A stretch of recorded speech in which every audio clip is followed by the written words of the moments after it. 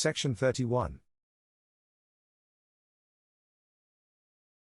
Life and Death, Progress and Retrogression. April 28, 1876. The following message relates to a case in which the personal identity of the communicating spirit was established by very strong evidence. Among many such, this seems to me to stand out prominently, and, making all allowance for willingness and ability to deceive, I find it impossible to understand how so coherent and complete a series of proofs can be explained away by any theory of personation or self-deception. The messages relate to the death, under melancholy circumstances, of a friend whom I had known intimately, all his life. A sitting at Mr. Hudson's had resulted in his image appearing on the photographic plate, and I have since seen and known the presence of the spirit about me continually. When the photograph was taken, I was entranced, and the name of the spirit was given to me, another spirit, at the same time, describing the position in which the figure had placed itself. The development of the plate showed this description to be correct, and I have no difficulty in recognizing a bad image, or simulacrum, of my friend who had been specially brought before my mind before going to Hudson's. There was another and more striking point connected with this matter, which I cannot print. It must suffice that I state that identity, both of external form and of mental characteristics, is distinctly made out to my mind. The first message I received, respecting this photograph, related to the method of its production. It was said that a spirit, who just then was very active about me, had directed Hudson's invisible operators. The shroud-like drapery, which characterizes all Hudson's pictures, was described as an expedient for saving time and power, the head being fully formed, the rest sketched in, as one might say.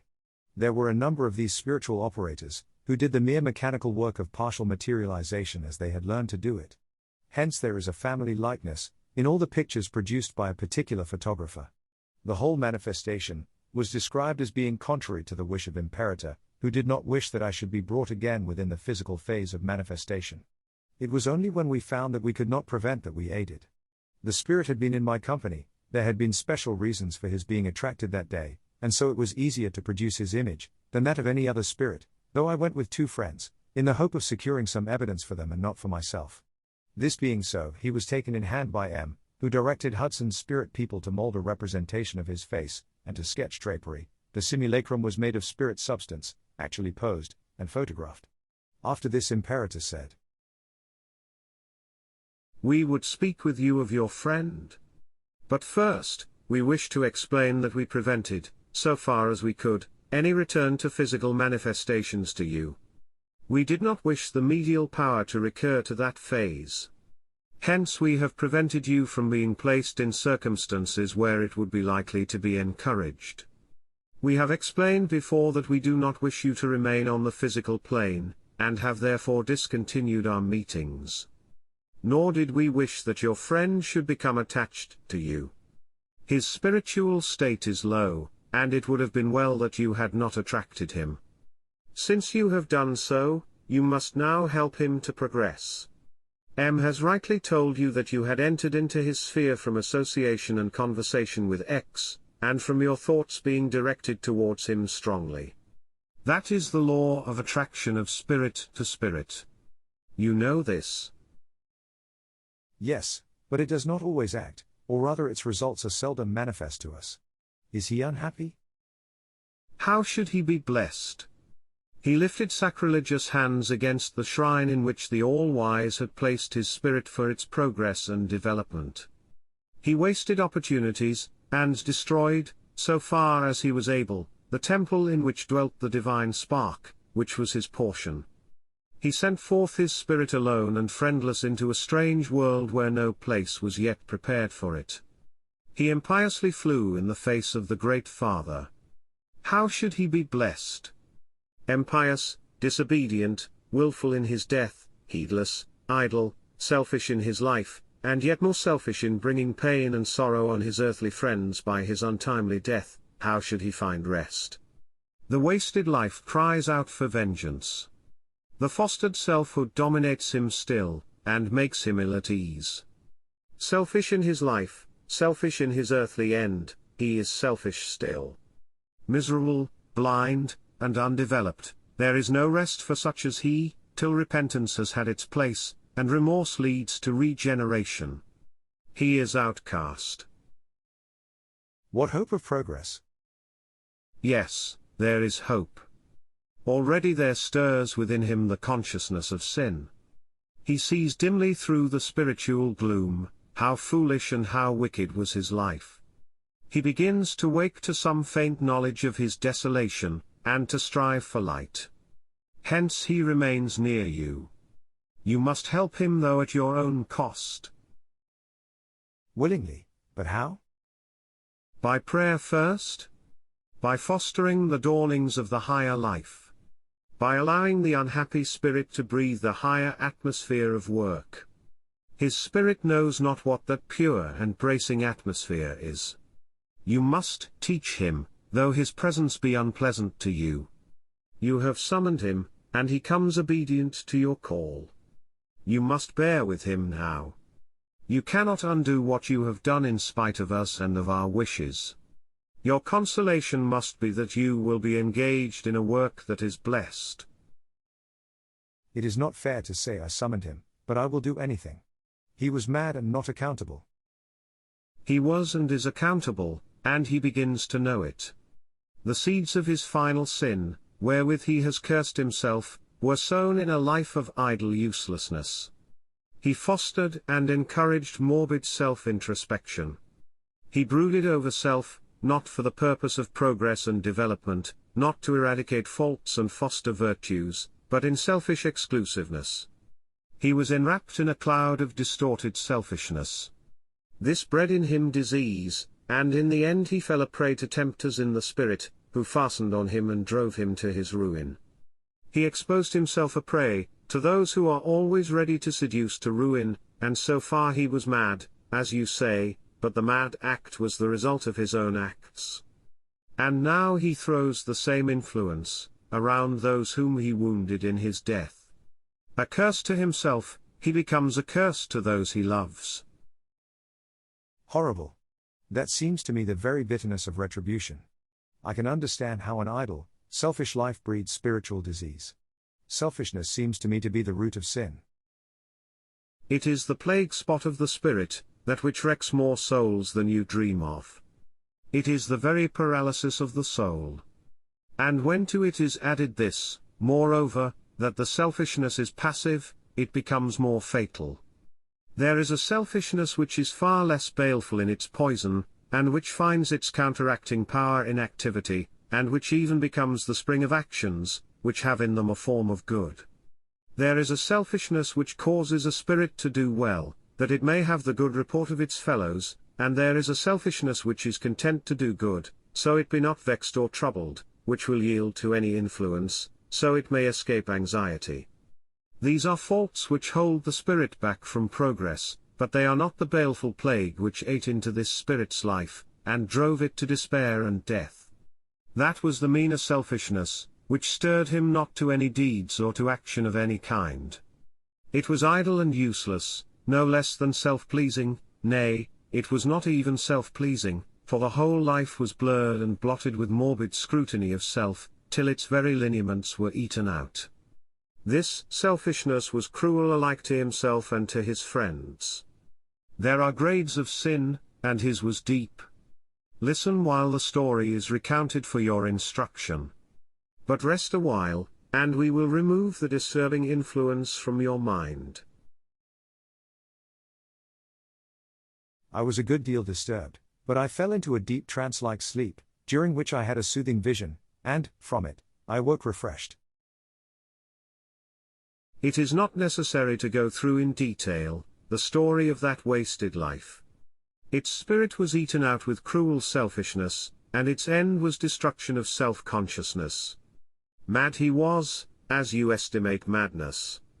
None lifts the hand of the suicide against himself, save when the disordered mind has lost its power of judgment. The balance is destroyed, and the spirit has fallen a prey to the tempters which surround it. But your estimates of sin are rude. The state was self-induced. The spirit delivered itself over to the foes, and wrought its own ruin. This was not one of the cases, where hereditary conditions of disease unfitted a spirit for judgment and right action. The suicide was the outcome of the selfish idler. It was an access of temptation that withdrew the power of reason, and caused the crime. In others the temptation might have taken other forms, but whether it led to destruction of self, or to ruin or hurt of others, to whatever gratification of self it tended, the root is the same. That spirit which neglects to use its powers, which acts not, but morbidly dwells on fancied ills or sufferings, assuredly breeds in itself disease. The law of existence is work, for God, for brethren, for self, not for one alone, but for all. Transgress that law, and evil must ensue. The stagnant life becomes corrupt, and acts as a corrupter of others.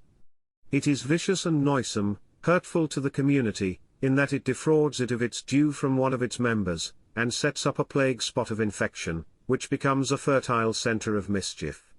It matters not what course the evil takes, its source is still the same.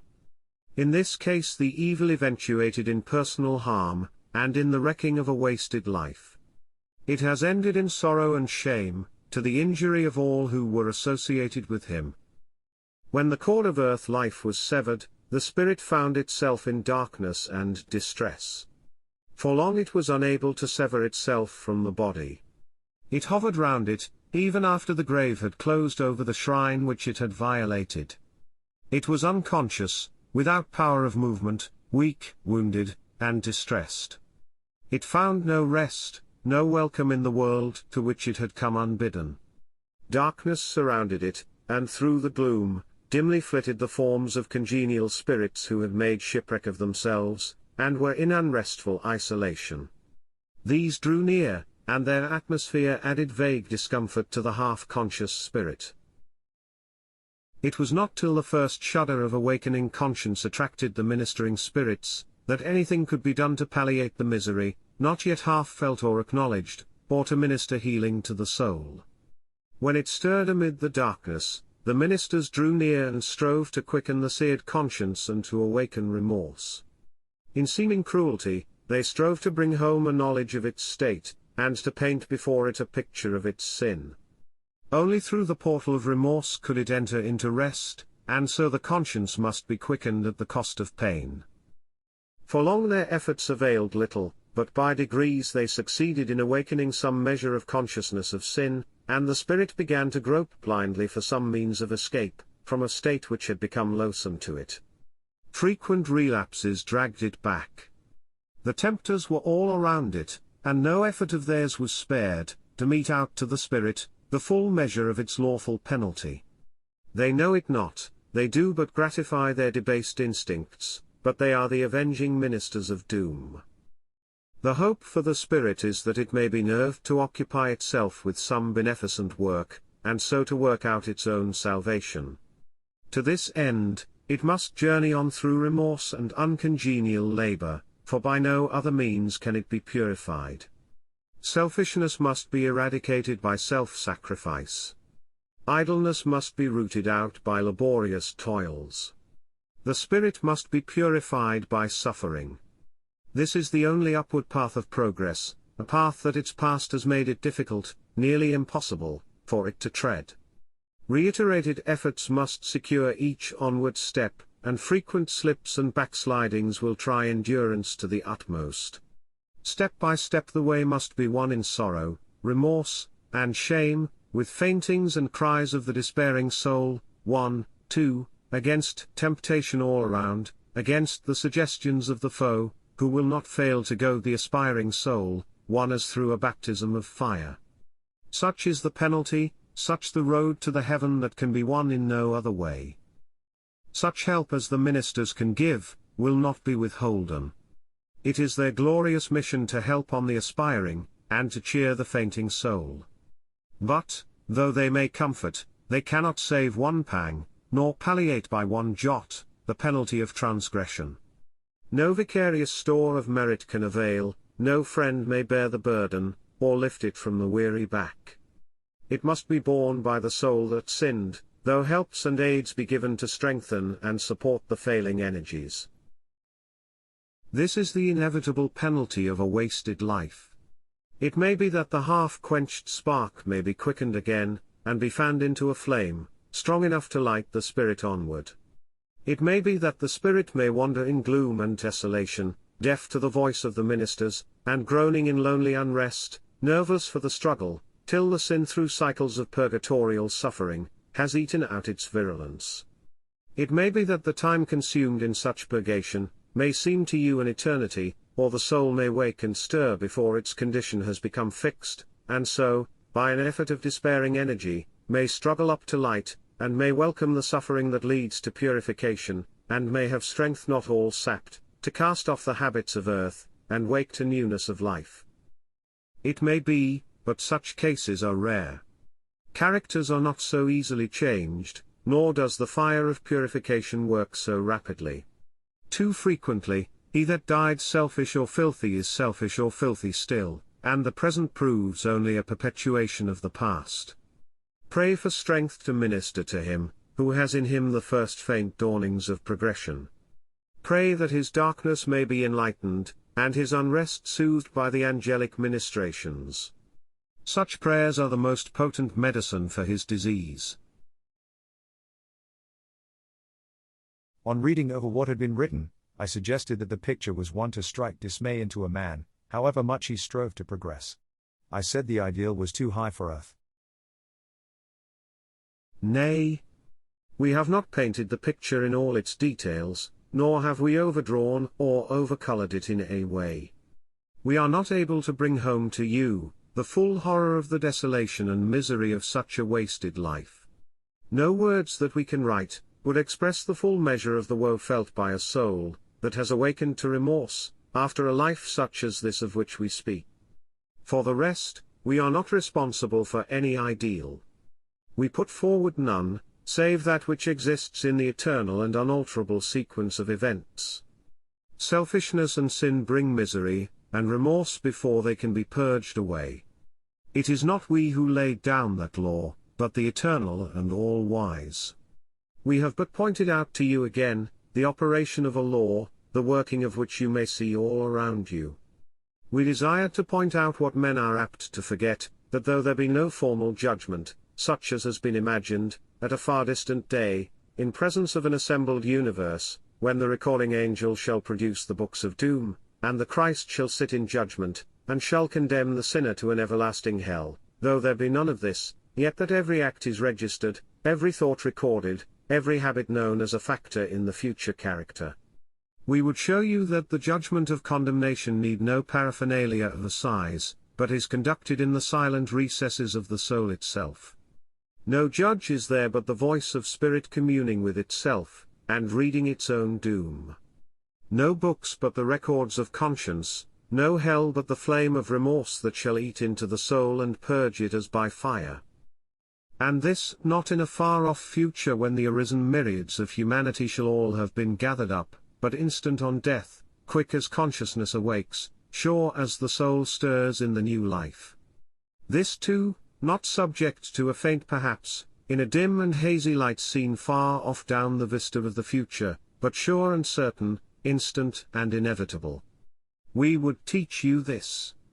For it has been said of us that our gospel removes the terror from religion, by which motive alone, the most of men may be governed and restrained, and substitutes for it a faith which teaches salvation for all, whatever their deeds may be, whatever creed they may profess. We do not teach any such insensate creed. You know it, but you need to have repeated again and again, the truth on which we have been insisting: man makes his own future, stamps his own character, suffers for his own sins, and must work out his own salvation. We did but dwell on this side, because the story of that wasted life invited by its example. We have dwelt often enough on the lighter side of grace and beauty, and angelic ministration. You need not to be told of the abounding mercy and love of the Supreme, nor of the tender watchful care, which is ceaselessly exercised by those who minister between him and you. It is well sometimes to show the dark side of loneliness and desolation, and temptation by the foes. The ideal was not high, and if it were, high ideals serve only to brace the aspiring soul. They are too high for those only, who have no ambition to ascend, not for those whose lives have not been eaten out by selfishness and sin, whose energies are yet strong, and will grow stronger by the exercise of them. Be assured, good friend, that the grand truth can never be escaped. Life is a journey, a conflict, a development. The journey is uphill, and the way is thorn-beset and difficult. The conflict is unending till victory crowns the final effort. The development is spiritual from a lower to a higher plane, from the child of earth to the measure of the stature of the Christ. You cannot change the unalterable. You cannot reach the perfect good, save after a conflict with evil. It is an eternal necessity, that you be purified through struggles with the evil that surrounds you. It is the means by which the spark, once struck off from the divine soul, wins back its way to Him and enters into its rest. Do you need to be told that true happiness is to be had, only by living up to the highest ideal? That the idler and the sluggard know it not? That the vicious man and the evildoer, who sins of choice and by preference, have no part in it? That peace on earth springs up only in the soul that soars heavenwards, and finds its happiness in viewing the dangers and difficulties that have been overpassed? Do you need to be told again, that the angels watch over such to bear them up, that the ministers count it honor to support them, and that no final harm can fasten on the spirit, which keeps a high ideal before it? Victory is assured, but it would not be victory, were it found without a struggle in selfish and inglorious ease, by those who would not value what every idle hand might pluck. Victory comes after conflict, peace after tribulation, development after steady growth. I replied that this seemed to me matter of course, and that, in the seed time of life, man must get as much knowledge, do as much work, and enjoy such peace as he can. But the work and the knowledge, especially of God Himself and His future, must precede peace, or rest. Perhaps too little room was left for meditation. No, the life is threefold, of meditation and prayer, of worship and adoration, and of conflict with the threefold enemy. The meditation is necessary to self-knowledge. It is an element of steady growth. With it goes prayer, the communion of the prisoned soul with the Father of spirits, and with us His ministers. Worship and adoration, in any of the countless phases that the soul seeks out for itself, whether in silent solitude beneath the heavens, that speak to him of his God, or in communion with nature, the external and material manifestation of deity, or in the solemn service of song, within some stately temple which man has separated for God, or in the upward aspiration of the heart unuttered and unheard of man, in any or all of these ways, the instinct of adoration divinely implanted may find its vent. These are the necessary helps for the sustained conflict. We do not undervalue them, rather do we insist on them. We tell you that it would be well if you devoted more time to peaceful thought. Your life lacks quietness. As to the accountability of this spirit for its rash act, surely you admit some cases where the spirit is not accountable. Assuredly. The human instrument may be jarred and out of tune, and so may faultily transmit the will of the spirit within. There are many cases in which madness is the result of bodily disease. For such the spirit is not blameworthy. Accidental injury may derange, or congenital defect, or overstrain of trouble and distress. For such causes the spirit is blamed by none, least of all by the Holy and Just One, who deals not with body but with spirit, and who judges according to spiritual motive and intent. We reprobated the case on which we spoke, because the end was the result of lifelong sin. He was and is responsible, and he begins to know it. May the All-Wise foster and increase the knowledge. Imperator.